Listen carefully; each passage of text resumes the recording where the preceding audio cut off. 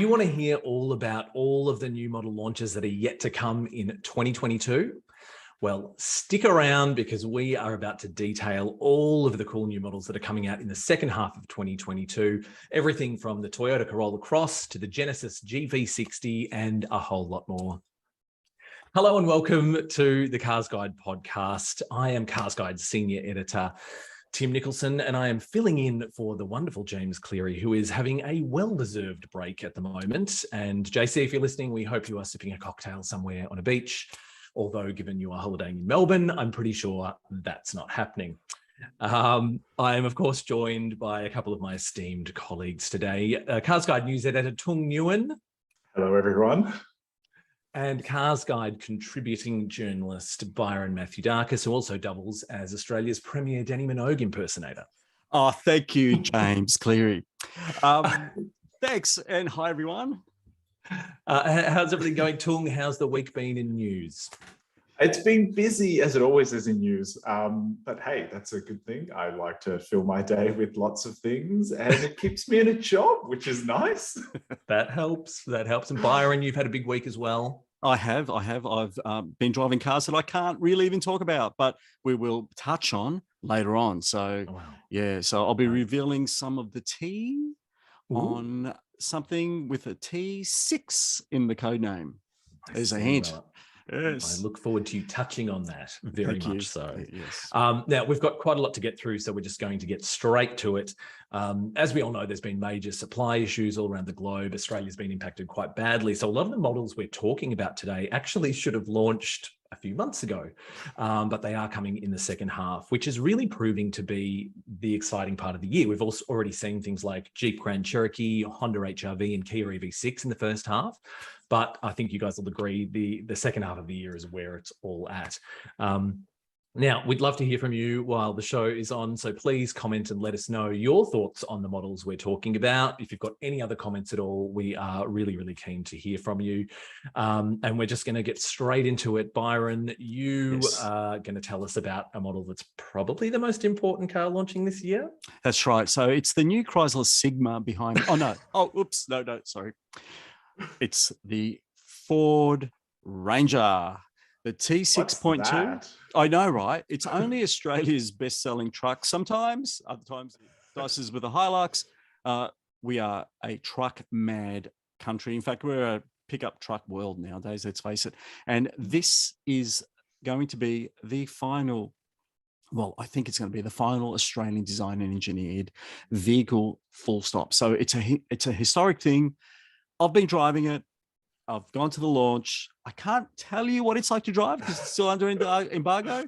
But all I can say is that it definitely is a Ranger. And for whatever that means, if you're a fan of the brand or if you're a fan of that particular truck, I don't think it's going to stray too far away from expectations. So can't say anything more. We know what it looks like. I've driven the V6 diesel, and that's something that a lot of people really want to find out, and as well as the revised bi-turbo, and it's basically, that's the four-cylinder turbo diesel, and it's basically going to be a very exciting thing. So my advice is to stay tuned, because on Tuesday, the embargo will lift. You'll be able to read about it on the CarsGuide website, and no doubt we'll be talking ad nauseum about this truck. So how about you, boys? A video review as well, Byron? Is that coming up? Look, I think so. I'm not sure yet. No, there is definitely a video review as well. Okay, so I'm working hard on that. So what about you, boys? What do you think of the Ranger? Are you excited? Yeah, look listen, I am part of this new generation Ford Ranger Facebook group. And I'm a part of a lot of car Facebook groups, let's be honest. But I've never seen so much more activity than in this Facebook group. There are posts literally every half an hour, every hour, customers who have ordered cars, just, updating each other on delivery times or excitement for the new engines or, all the little Easter eggs that they're apparently sprinkling throughout the car. Yeah, it is safe to say that this is probably the most hyped car of the year. And it's going to sell well, and it's going to, do good numbers for Ford, and you're going to see a lot of them on the road, like you see the current Ranger now. On that, can I ask, and I don't know if you can say this, Byron, do you think it's going to be, like, obviously be Ford's top selling model, that wouldn't be that hard, but could it overtake the Hilux that's pretty dominant, or is supply going to be an issue?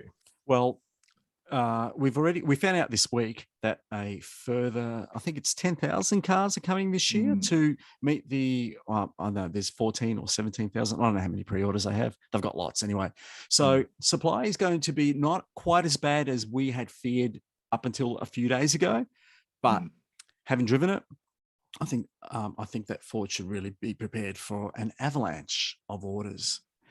It's I think it's going to be a stressful time for them to meet demand, but there's also, Ford's in a sweet spot because there's no new rivals on the horizon, not, except for the Amarok, of course, the closely related Amarok, but basically the Hilux still has got a ways to go before that things changed.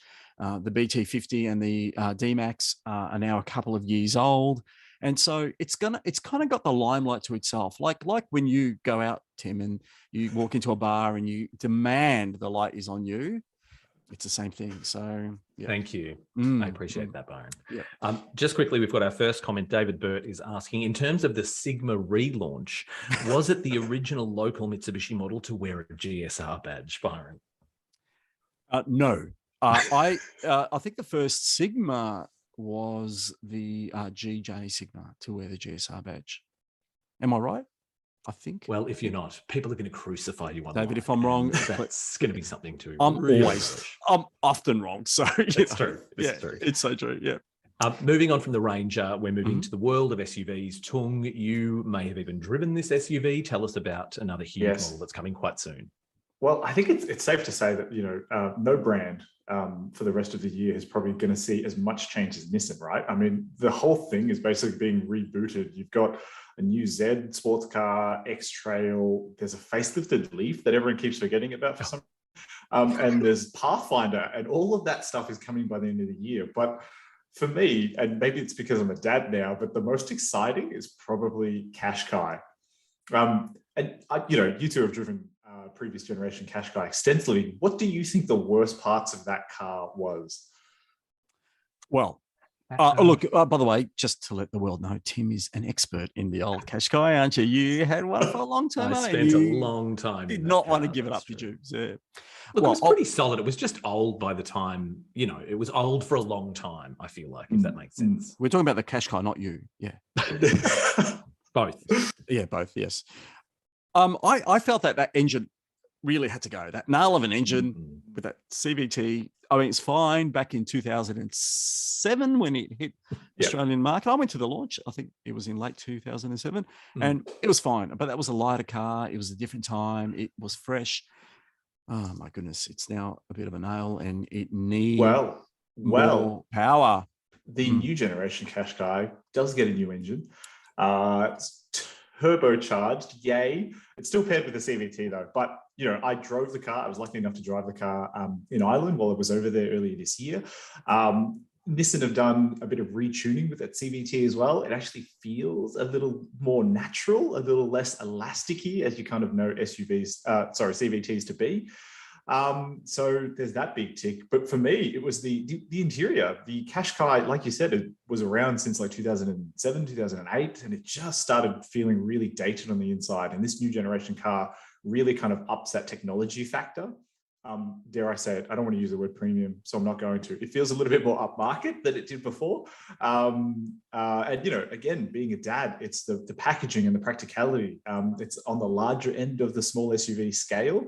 And it makes it a genuinely usable family car. Like if you're thinking about getting the mid-size SUV, the likes of like a Mazda CX-5, seriously have a look at a Qashqai, because the rear doors, they open to 90 degrees, making it really easy to load a baby in and out. There's plenty of space on the inside, and it's got a really properly big boot as well. So honestly, don't sleep on the Qashqai. I tell you what though, I reckon as well, it looks pretty smashing. I saw it in the metal recently when Nissan did an event here in Melbourne. and they showed all of the new models, including the ones you mentioned. I think it's one of the better looking ones. That weirdly in the Pathfinder, I think looks really good, but I think they're onto something with that, family kind of resemblance, but also having their own individual flavors. I don't know. I think this could be a really good era for Nissan. Yep. Yep.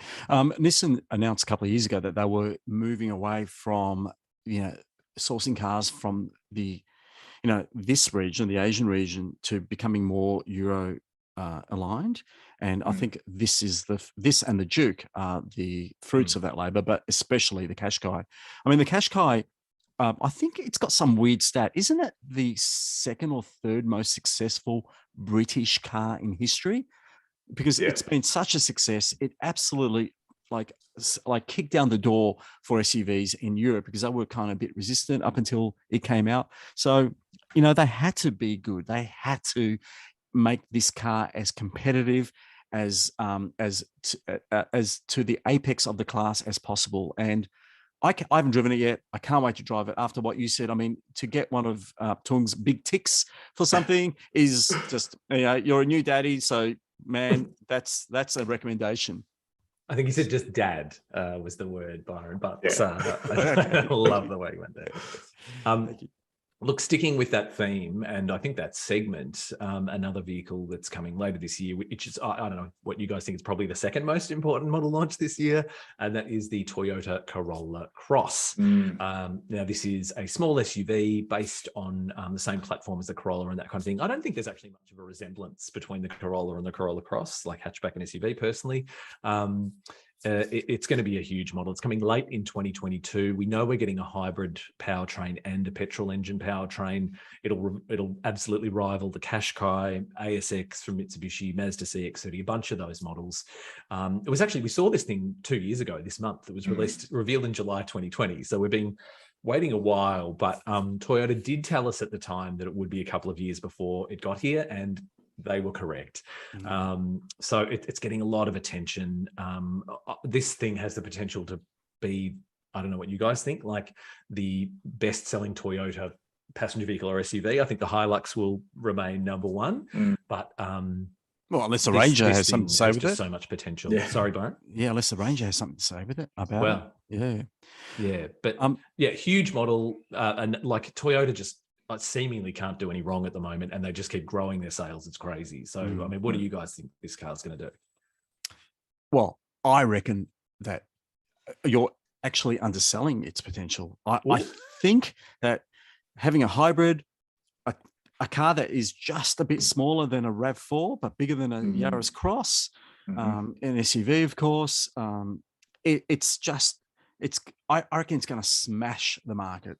It's just going to be what people want. It will appeal to non-car people, but that new chassis, well, the Toyota new generation architecture is new global architecture rather, is just, it's good enough for everyone. I reckon it's the right size. It's the Goldilocks moment for the Toyota brand as far as having the right car in the right space. While I agree with what everyone has been saying about this car, I do think it's really important. I do think it's going to sell really well, and it solves like a big problem of the Corolla hatchback, which is like it's small boot, right? It's finally more practical. Toyota are going to struggle with supply, like they have with every single model that they sell right now. There's a month-long list, and I know that this car has not officially gone on sale yet. We don't know pricing, we don't know spec details, we don't exactly know a specific and exact date on when this car is going to arrive. But, we've heard that dealers are taking orders. So, when are you actually going to be able to get this car? And if you're going to have to wait 6 months, 12 months for like a hybrid version of this car, like you do for Corolla, Camry, CHR, is that going to take, the excitement out of it a little bit? I think so. So what you're suggesting is that maybe, and this is a public service for people watching this, maybe just put an order in for one now. I mean, if you want to beat the queue or maybe, sell your place in the queue, I don't know. It's probably in that regard, it's probably the biggest launch of the year, I reckon. Yeah, definitely. And look, we've got some feedback already. Hilton R is asking, I wonder if you all think whether the Corolla Cross will eat into RAV sales. Well, RAV's going. Like they're a different size, but people, as we know, don't really shop in segments like we kind of look at segments. So, but I do think the RAV4 is probably a bit more family friendly. It's a good question though, because they are very similar, like to the, just to mum and dads out there and stuff. It's I think styling really differentiates the two as well. Like RAV4 goes for that sort of a bit more rugged, off-roader type of look. It's a bit chunky. It's a bit, it's a bit more butch. Corolla Cross is probably a little bit more, inner city, let's say. Yep. I'm not vibing on that design at all. Like, okay. I really like the CHR. I don't even mind the Yaris Cross, but the Corolla Cross, something, is that all you got? I don't know. Like, I will have to see it in the middle. But another big launch, absolutely 100%. But there's a lot more to come. Byron Mathioudakis Mazda has a fairly critical new model coming as well. Do they? Yep.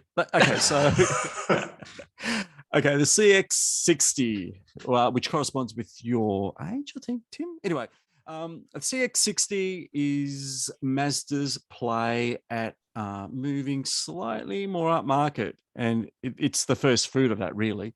We're talking about a new rear drive / all-wheel drive architecture sitting above the CX-5, obviously, and a car which I feel has had some divisive comments in terms of its styling. Like it's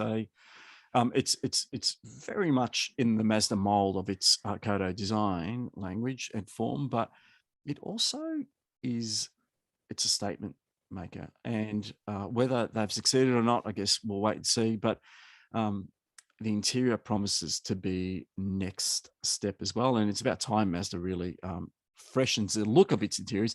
Their interiors from the CX-3 up and to the CX-9, they're fine in terms of quality and functionality, but I think this is going to be a new era for Mazda where they have finally got a car to deliver on the premium promise. What do you reckon, guys? 6 cylinders, by the way, 6 cylinders as well as 4 cylinders, but I hear the 4 cylinders will be first, and for a while the only powertrain option available too. Not to mention a plug-in hybrid as well. So it'll be topped by a plug-in hybrid. I think, you know what, I've seen press photos of cars before and I've not loved it, and the CX-60 falls into that camp. Same thing happened to me with, the new generation WRX. But you've changed your mind. You've changed your mind about the WRX, haven't you? Because I actually saw it in the flesh, and it is completely different, in person than it is in a press photo. I can't make a judgment on the way that the CX-60 looks until it does arrive and I do see it in front of me, and then I will decide for myself. The promise of that car is exciting. You talked about those engines, Byron. Like I can't believe in this day and age, it's 2022, Mazda developed a new generation diesel engine to slot into that car. Like, when was the last time we saw a new diesel engine come to market? Will it be the world's last diesel? Well, new diesel? Potentially. Quite possibly. So they obviously have they've put their chips on the CX-60 basket, or at least this new generation platform. That's also going to underpin a few other models for them. But it's exciting. Mazda are a small company. They do some really crazy and out there things, and when they do it well, they do it really well. So if they believe in CX-60, let's see what they've got, Yeah, it's a shame we're not going to get the CX-50 though. That would be like a Corolla Cross. Well, it's more RAV4 really, and Subaru Forester, wilderness type rival. But gee, I reckon Australians would go gaga over that car. Don't you reckon?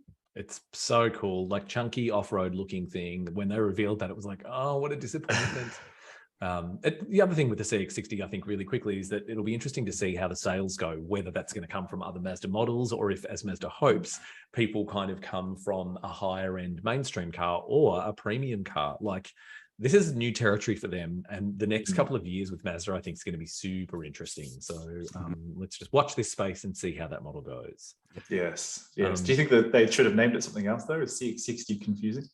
It is a bit, isn't it? I don't know, but it's all this. There's an 80 coming, CX-80, CX-90. Is there a CX-70 as well? Come on.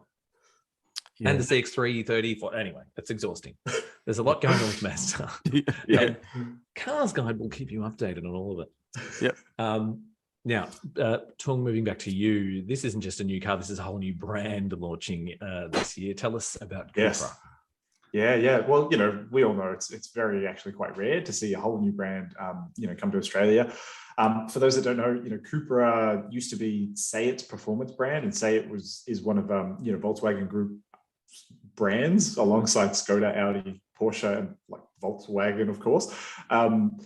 But Cupra is its own standalone thing now, and it's coming to Australia. We're getting the Leon hatchback. We're getting the Attica SUV, and it's going to be headlined by the Formentor. That's the car that's probably going to draw its most attention because it's Cupra's first standalone model. So it's not based on any existing Seat. It's new from the ground up, and I think it personally looks phenomenal. But I also admit that I'm probably its target demographic. It's a very sort of millennial, Gen Z sort of car.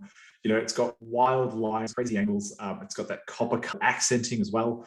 The hip line is just sexy. It's kind of like this perfect meld of like a sports car and an SUV to my eye. And the best part is in Australia, it's going to be backed up by potent engines.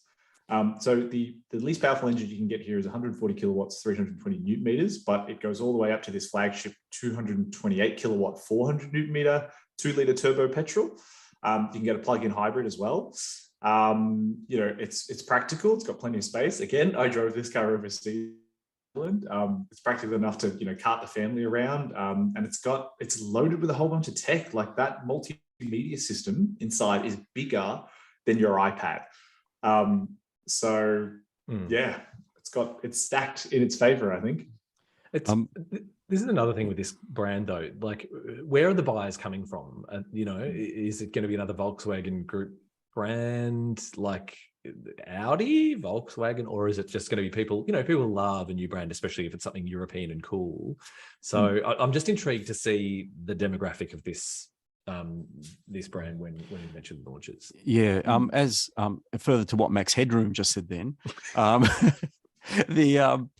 reckon that probably I think Cupra like to see themselves as the Alfa Romeo of the Volkswagen Group, and certainly probably came about as a result of their Volkswagen Group's inability to buy Alfa Romeo, last decade or the decade before. That's quite that's another story altogether. Cupra actually was in Australia in 1998 and 1999. It was in the Ibiza Cupra. And I went on a date with someone who dumped me like on the date that night. And I've spent the evening crying, hunched over the steering wheel of an Ibiza Cupra. So that's my connection with the Cupra. Let's hope history does not repeat itself with the new Cupra. I reckon it will, as Australia's least beloved motoring journalist. I reckon I'll be dumped. That was sad, Byron. It was. I know, but what's this called? Finger snaps for snaps. Cupra. Yep. Yeah. For hopefully. Yeah. I agree with you totally. Tung, it's exciting. The Formentor's looking hot, and yeah. Exciting brand, exciting times for that whole group in Australia. Look, moving very briefly from Europe to China, another big model this year is the BYD Atto 3. Now, if you haven't heard of that before, BYD stands for Build Your Dreams. I don't want to build my dreams because they're terrifying, but it is a cute little fully electric SUV kind of crossover thing, small size. It's technically the cheapest EV on sale in Australia, depending on what state you're in, because it starts from 44,381 before on-road costs. The main competitor, the MG ZS EV, is 46,990 drive away. So depending on how much those on-road costs are, it could be the cheapest or it could be the MG. This car was supposed to start deliveries by August. That hasn't occurred. If you check their local website, it's just been updated. So it's November or December for the extended range model, or December, January for the cheaper standard range. We're looking at a range of 320 kilometers for the standard range and up to 420 for the extended range. There's a lot going on with this brand. There's going to be quite a few more models coming. I think they've already confirmed the Atto 3, which is also called the Seal in other markets. It's a sedan that's like a Model 3 competitor. Actually looks really cool. And the tiny Dolphin hatch, which is super adorable. That'll have another name here as well. Another new brand in this country. Maybe Heidi Klum. Huh? Maybe Heidi Klum. I love your references. Thank you. Fabulous time to be launching. People want cheap EVs. This is as cheap as it's getting at the moment. What do you guys think this brand is going to do in Australia? It's really interesting because I think, people do want EVs. We know that, we've hit this kind of like tipping point, I suppose, or critical mass where people are starting is going to be electric, or it's going to be hybrid or whatever. And price sensitivity is a huge factor in that. I think the appeal of this brand is in its price. It's going to be the cheapest EV, depending on state, like you said. Is that going to be enough though? Like just under 45 grand, like you said, you can get an MG ZS EV as well, close to that price point. There's the Nissan Leaf that starts at, just under 50 grand, or at 50 grand before it costs. From a known, and that's a known quantity. It comes from Nissan. Leaf has been around for a very long time. So it's not so cheap that you'll be like, I'm going to forget about, the interior or the build quality or everything else about that car just to get that car at that price. Mm-hmm. So until it comes to shore, until I sit in one, until I drive one, it's going to be interesting to see where they go. Yeah. Yeah, I agree. Look, kudos to BYD for coming in here and trying to disrupt the market, get an affordable EV down to a price that, well, if it doesn't really make it super reachable for a lot of people, at least it provides competition, and it's what needs to happen. So I hope it succeeds. The brand is a mystery, though, really, for most Australians or most people. And we don't know what it's like to drive yet, and fingers crossed it's a good drive. Is this the one with a crazy screen that like flips from portrait to landscape? And really wacky looking dashboard. It's like, who designed this? Like very old. It's I'm super keen to see it in the middle, and I think at some point we'll be driving one with CarsGuide, so we'll be able to tell everyone what it's like. Is that what you want out of an EV? Do you want something that's crazy and out there, or do you want something that's just a little bit more traditional and comfortable and familiar that just happens to have an all-electric, drivetrain? You know what I mean? Well, I think there's two camps. I think there's a lot of people that want both of those things. Yeah. And I think there's enough brands that are catering for both of those things at this point too, which there will be more. Yep. Just very quickly coming back to the Corolla Cross, we have another comment from Planes, Trains and Dogs in Cars. Corolla Cross is as predictable as 3 pendant lights over a kitchen island bench. Yawn. That was catty, but I love it. To be fair, it's like, sure, it is predictable, but it works. And Toyota knows exactly what works. Like, how many SUVs does Toyota have now? We've got, starting with Yaris Cross, CHR, Corolla Cross, RAV4, Prado, Kluger, Fortuna, Land Cruiser. And Land Cruiser Troop Carrier, if you want to count that as well. There you go. They're pretty much the most profitable and biggest company in the world as a result of that. Yeah. And pretty much uncatchable everywhere. So, And you know what? Planes, trains, and cats and dogs. I would rather Toyota, if that means if Toyota's going to come out with the Corolla Cross and it lets them do things like the car behind me, the new GR86 and things like the GR Yaris and the GR Corolla, then by all means, come out with as many SUVs as you want. Keep producing sports cars as well. Yeah, 100%. Moving on from SUVs, Byron, we are back to Europe with a little hatchback.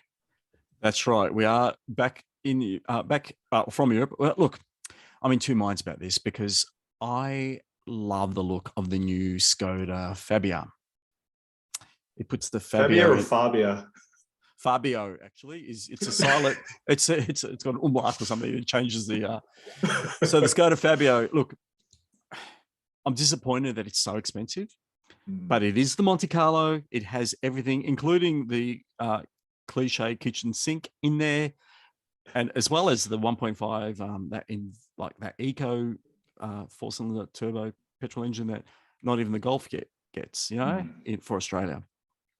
Yeah, I love it. I love the packaging. I love the interior styling, but oh my goodness, why can't this car be what it set out to be? And that is the people's Volkswagen, like literally the people's car.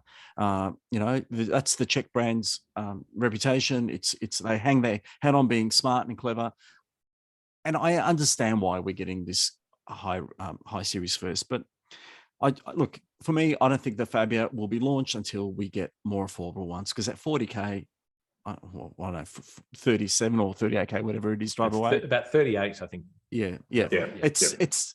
I'm sorry. I mean, if I owned like the previous Fabia, the Fabia 3, I think, even as the wagon, it had it was a lovely little car, great niche. Car. It was sporty. It was affordable. It was like 17 or 18 grand.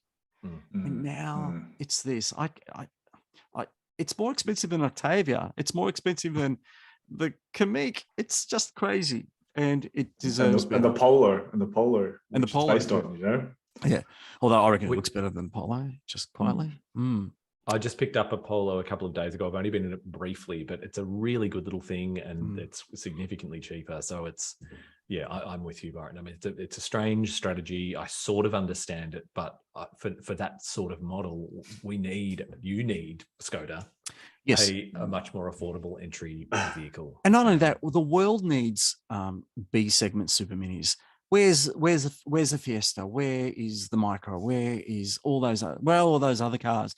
The in your garage, as used cars, yes, as the orphans. That's just it. They become orphans, and people like me buy them secondhand because no one wants them anymore. But the world still needs affordable shopping baskets, little runabouts, and not everyone wants to drive a small SUV. I'm sorry, some people want cars like the Fabia. So please fulfill the promise of this latest generation Fabia by having the entry-level models or something akin to that with the stuff that Australians want. Yeah, I don't know if it's just this current climate, but like every single brand seems to be sort of, their prices are going up. They seem to be making that play for more premiumness, going up market, et cetera, et cetera, et cetera. And as such, prices are going up. But I almost feel like Skoda's done the hard yards. And full disclosure, I actually own a Skoda, a 2015 Octavia RS. But like, Skoda's a brand that's been in this market for a while now. It's really built up its reputation and its presence. It's kind of, it was kind of known as like the thinking man's Volkswagen. It's got the same sort of tech and the same underpinnings and the same engine, but you're not paying as much. And I wonder if now Skoda Skoda Australia is wanting to sort of capitalize on what it's built up now and just take that step up and be a bit more mainstream, I suppose. One word, Volkswagen. Isn't that Volkswagen's position in the it seems like Skoda wants to be Audi. I mean, it feels like that Skoda is Audi A3 priced. Well, maybe they want to be that kind of level between Volkswagen, which again flipped what it was. So it's it's something we're going to watch. Whether this is a strategy that continues with our brand, we'll definitely have to keep our eye on. But Tung, talking of EVs earlier and newish brands, Genesis will have a few exciting things this year, but this one could be pretty cool. It's your favorite band too, isn't it, Tim? Genesis' favorite band is Phil Collins for life. Yes. Well, we were talking about going premium. This is full on premium, isn't it? It's Hyundai's take on what premium should be. It's Korean premium. And you can forget about your Audi e-trons, your Mercedes-Benz EQC. Like, I want to drive that Genesis GV60. That's what excites me, because, it shares the same underpinnings as the excellent Hyundai Ioniq 5 and Kia EV6. I think all of us have driven those two cars. And, all of us have walked away thoroughly impressed. So just think those cars, but, with an extra smattering of, luxury, premiumness. Look at the damn thing, the split headlights, the gaping front grille, the aero wheels, the flush fitting door handles. The GV60 is going to turn heads everywhere, and it's not going to come cheap. I think prices start at just over $100,000. But you get all-wheel drive as standard. There's 234 kilowatt, 605 Newton meter, version that's the cheapest. But the performance top spec grade, you get 350 kilowatts and 700 Newton meters. The 7.4 kilowatt hour battery will get you, up to 400 kilometers of driving range, which I think is more than enough for everyone these days. And the tech inside, I think, is the appeal of this car. You've got side view cameras instead of mirrors. There's a 12.3-inch digital instrument cluster and a 12.3-inch multimedia screen. And there's just a whole bunch of cool little features. In one overseas review, I actually saw that there's a secret drift mode that you can enable in the GV60. And it's not as complicated as the Konami code, up, down, up, down, left, right, BA, but you press a whole bunch of things and then the screen comes up and it's drift mode enabled. I think that's now I can see why Tung is really excited about this car. Oh God, okay. Yeah. I can't shut him up. Jesus. But yeah, you're right though. It is. It looks great. It looks great. To me, kind of, I don't know, weirdly reminds me of an Alpha Sud. I don't know, in its silhouette or something. It just has. It oozes character and design. And Hyundai design. I mean, let's talk Hyundai design, eh? They're going great guns. I reckon they're smashing it. Oh, I've got to stop using that. They're killing it. No, that's worse. Well, that sounds aggressive too. It does aggressive. No, they've knocked it out of the park. That's it.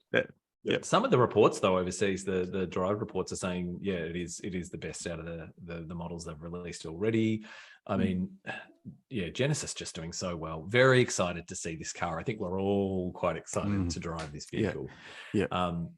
But we've finally, the last new model for the year is something that's actually been around for quite a while, and that is the Tesla Model S and the Model X as well. So the updated version of this car, the most significant update since it launched, will be coming hopefully by the end of this year. Obviously, we know that vehicle's been around for about 10 years or possibly a bit more now, but this is a huge upgrade.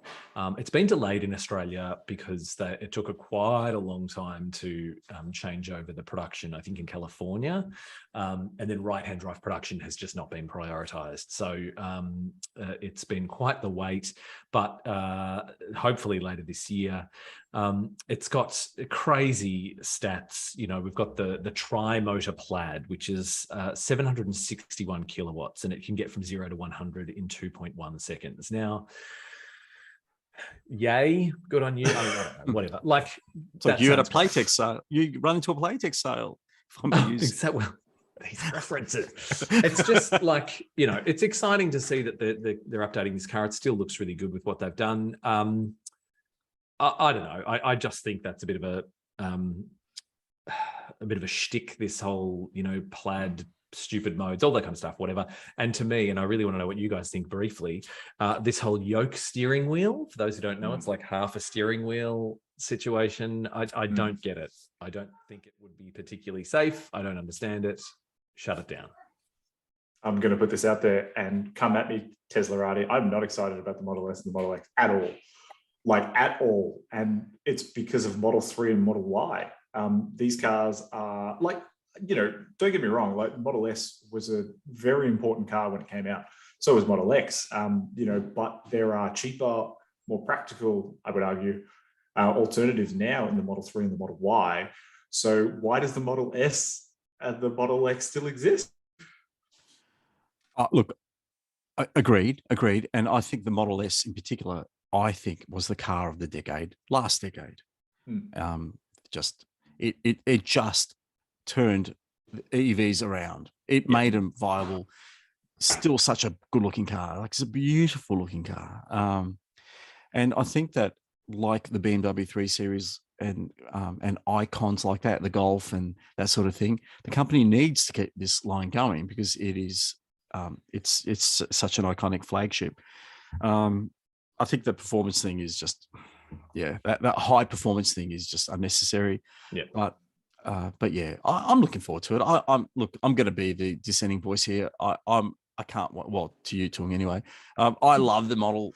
I love the Model S. I really want to drive it. I want to check out what that steering wheel is like. Yeah, I think it's going to be nuts. It's like those mirrors on the Audi e-tron, those camera mirrors, just redesigning the wheel for what? But yeah. And this was the last we heard from Tung after he was attacked by Tesla. No, don't at me at Twitter. No, we love you, Tung. We've got another comment now. David has asked about the Fabia. Is the umbrella smaller in the Fabio? Great question. We'll have to take that on notice, I think. Yeah. It's not the size that matters. It's how you use it. Yep. This is exactly right. But we are now moving on, ladies and gentlemen, to cars in the garage.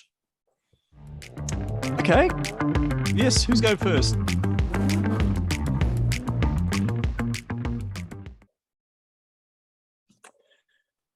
We are looking at the vehicles that we have driven in the last little while. We've got a couple of very sexy, sporty numbers and something that's not so sporty, but still sexy, maybe. Byron, tell us what you've been driving, please. Okay. So I've had a run of small SUVs, including the HRV, the really, really good Citroen C4, totally underrated Citroen C4, and the less good MG ZST. But this one has really struck a chord with me, and it is the Renault Captur in flagship RS line. On the surface, it's got everything going against it. It's the most expensive light SUV in Australia at the moment at $40,490. It's a Renault, so it doesn't have the mainstream reach, I guess, or appeal. But in reality, Renault's been building cars since 1899, and somehow that sort of comes through in the way that car drives. I love the styling. It is perfectly proportioned in my mind. It is beautifully packaged, and it's a hoot to drive. Now, this car uses the Mercedes and Nissan shared 1.3 litre four-cylinder turbo petrol engine with the dual clutch transmission. And it is by far the best application of this engine. It doesn't have turbo lag that those other cars have. It's quiet, it's smooth, it's refined, it's punchy. It's just a totally underrated car, like the Citroen C4, and one that the more I drove it, the more I liked it. It really has the spirit of the little Clio in it, in the way it steers and handles. It rides well. It rides like French cars ought to, and it is properly modern. I mean, the dash is, the dash has been around for 3 years, that car now in Europe. It was released during 2019. Took a while to get here, but gee, it's worth the wait. Love it. How are the cup holders? Do they fit large coffees? They do not. And you don't even get cup holders in the back seat. But look, while I'm at it, there are a couple of things I didn't like about it. Mainly that, the car it doesn't have enough cup holders and overhead grab handles, but they're minor things. They're not deal breakers. If you want a characterful, charming, and involving small SUV that you can really just cane, the Captur RS line is it. Having said that, I probably wouldn't buy the RS line. I'd save a few $1,000s and get the same powertrain, slightly smaller wheels in something like the mid-spec model. So there you go. That's me.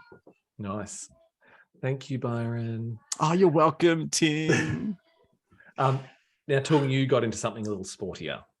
Yes. So, people that know me, I'm a JDM fanboy. So, I think like everyone, when that new generation WRX was revealed, it was a bit of a what have you done, Subaru? There was a lot of things stacked against it. The styling, first and foremost, that weird plastic cladding around like a sporty sedan just didn't sort of gel with everyone. And the engine is bigger. Sure, it's 2.4 liters now versus 2 liters, but there's only I think a 5 kilowatt bump.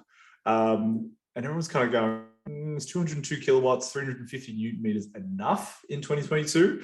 And a few weeks ago, I picked up, I was driving the new WRX in CVT form, and it just left me completely cold. I was uninspired. I didn't warm to it. I didn't love it. But recently, I was lucky enough to drive the manual version, and that completely changed my mind on the car. Like completely, to the point where it was one of the best, driving experience I've had this year. Manual WRX just fixed everything for me. You guys also drove the car as well. Like, what surprised me the most was kind of like the breadth of usability of that car. It could be, it could be a mild-mannered, comfortable commuter car when you wanted it to be. But then it could kind of just hulk out and be this kind of rally-bred corner carver on the weekends when you wanted it to be as well. And this was just a mid-spec, I think it's called the RS grade. So it had a few more extra things in it, like heated seats and things like that. But even, you don't need those adaptive dampers that you get in the top spec TS. What do you guys think? I only drove it very briefly, but I was shocked at how comfortable the ride was. The last time I drove a WRX, I think it was an older STI, and I think most of my bones shattered while I was driving it because the ride was so horribly harsh. Your STI issues really are worrying. It's so offensive. But like, honestly, I couldn't agree more, Tung. It's an everyday sports car. Like, it was mild-mannered around town. I'm big fan. I would love to spend more time with this car. Yep. The clutch was super forgiving, right? Like, it was just an easy drive. I remember, like other sports cars, manual sports cars that I've driven this year, you've got to be really sort of delicate with that clutch point and that biting point. But the WRX is super, super forgiving. And gentlemen and Tim, let me just add that I also drove the WRX, and I got a text message like at 10 p.m. on the weekend from Tung saying, "Oh my God, I'm in love with the manual." I love the CVT, so I respectfully disagree with Tung. I think the CVT is probably my favorite ever CVT application. I think it suits the car. Wrong. It is just I drove the pants off this car. I was wearing pants, but the car was pantsless when I finished driving it, and I loved it. I had no issue with the CVT. I think it doesn't dilute the appeal of the car at all. It's just a different proposition. It's just if you want an auto, it's you get an auto, and it does the auto thing smoothly, quickly, and instantly. The manual, though, is just to die for. It's probably my favorite new car of this year. Oh, wow. Bang, bang, boom. Bang, bang. Bang, bang. Yep. If I was driving that car, and if I was reviewing that car for us, I would probably give it my first 5-star review. The manual. Wow. Yeah, because it absolutely nails the brief. So we're saying Rex is back, y'all. Yep. Rex is definitely back. Yep. Well, look, for my vehicle, stepping down a segment, I was in the freshly updated Ford Fiesta ST, little hot hatch, Hyundai i20N, Suzuki Swift rival. There'll be a review on this published on CarsGuide site next week. Just a fabulous little car. Like the original previous generation Fiesta ST was one of my favorite cars ever. And then the current Gen 1, when it launched a couple of years ago, I was like, oh my God, it's like it's just refined, and I just loved it. And not much has changed with this update. There's like 30 Newton meters more torque, there's a digital instrument cluster, new seats, a bit of styling tweak at the front. It's still got a 6-speed manual, and it's still front wheel drive. They didn't need to improve it that much. It's still like, I loved this car so much. I just was using literally any excuse to go for a drive. It's like, do we need rice? My partner be like, no. I'm like, I'll just go and get some. I'll just go down to the shops real quick and buy some because we might need it later. like any excuse to drive that car, and it's just a joy. So chuckable, hugs corners. The ride is a little busy, and my partner did find it a little bit sick making, but I just forgave it because I loved it so much, and I would spend more and more time with that car. That's okay. Is it cheaper than the Monte Carlo Fabia, Tim? It is $33,490 plus on-road costs. So yes, it is cheaper than a Fabia Monte Carlo. Yes, yeah.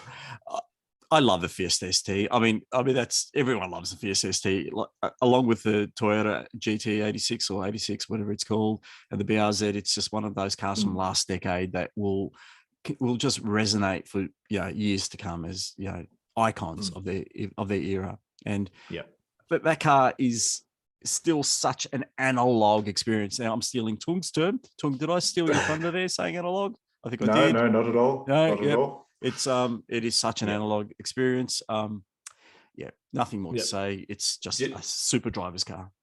On that point of analog, though, I think this update takes something away from the pre-facelift car. So with this car, they've added a digital instrument cluster. I prefer the analog dials. It's an old school feeling, manual hot hatch. Don't give me like a screen in front of me. I want to see, the red needle and, all that stuff going on. But would it really stop you from buying the car? You know what? Yes, it would. I would have the pre-facelift car with 30 Newton meters less torque and an analog instrument cluster over the new car with a digital instrument cluster. I'm sure you can probably plug and play that cluster from, just order something from, you'll get the Montune or Mount Tune upgrades anyway. So just tick another box from their brochure. That's what I reckon. You know me, I can't have a car without fiddling with it. Yes. Hey, we have come to the end of the show, but we do have one more comment from, I think it's Benaji Rocks. Mazda CX-60 V6 turbocharged diesel. I would even give $100,000 for that, but can't wait at the moment. So I've booked a CX-5 Turbo GT SP. Well, Benaji Rocks, I think that's a pretty good compromise. I don't think that anyone would really complain about that car. Yeah. And just to correct, it's actually an inline six, which makes it another. Sorry. Yes, I was reading off the thing, and you. Yeah. Right. But that's an exciting part of that car. Inline sixes, very BMW, very traditional Mercedes-Benz, and very true. Very true. Yeah. On that note, we have come to the end of the show. That is the end. Tung, Nguyen, Byron, Mathioudakis, thank you both very much for joining us. Thank you. It's been great. Thank you, Jason. I hope so. Also, big thanks to production genius Brett Sullivan. If you've enjoyed this, please feel free to subscribe to the CarsGuide YouTube page. CarsGuide also has presence on Facebook and Instagram, so go and find us there. Or you can always email us at comments@carsguide.com.au. We would love to hear from you. James Cleary will be back in the chair next week, so make sure you tune in on Friday next week. That's all from me. I'm Tim Nicholson. Take care on the road, and see you soon.